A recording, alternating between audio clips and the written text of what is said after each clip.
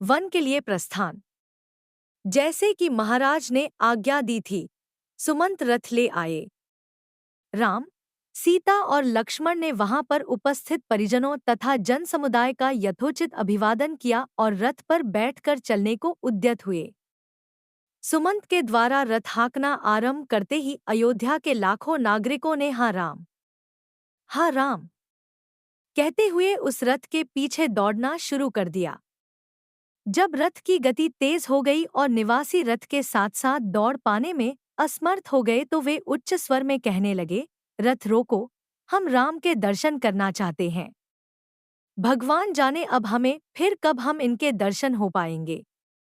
राजा दशरथ भी कैकेयी के प्रकोष्ठ से निकलकर हे राम कहते हुए विक्षिप्त की भांति रथ के पीछे दौड़ रहे थे।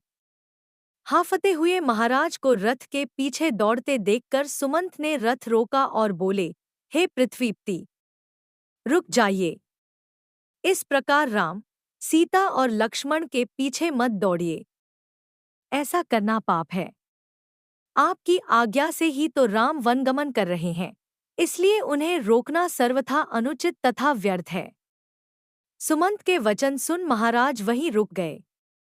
रथ तीव्र गति से आगे बढ़ गया किंतु प्रजाजन रोते बिलखते उसके पीछे ही दौड़ते रहे। चित्रलिखित से खड़े महाराज उस रथ को तब तक एकटक निहारते रहे जब तक रथ की धूली दृष्टिगत होती रही। धूली का दिखना बंद हो जाने पर वे वहीं राम, हाँ लक्ष्मण कहकर भूमि पर गिर पड़े और मूर्छित हो गए। मंत्रियों ने तत्काल उन्हें उठाकर एक स्थान पर लिटाया। मूर्छा भंग होने पर मृतप्राय से महाराज अस्फुट स्वर में कहने लगे, संपूर्ण ब्रह्मांड में मैं सबसे बड़ा अभागा व्यक्ति हूँ, जिसके दो पुत्र एक साथ वृद्ध पिता को बिलखता छोड़कर वन को चले गए। अब मेरा जीवन व्यर्थ है, फिर मेरा शेष जीवन वहीं व्यतीत होगा। अब वहां के अतिरिक्त मुझे अन्यत्र कहीं भी शांति मिलना असंभव है। राम और लक्ष्मण के वियोग के संतप्त महाराज कौसल्या के महल में पुनः मूर्छित हो गए। उनकी इस दशा को देखकर महारानी कौसल्या विलाप करने लगी।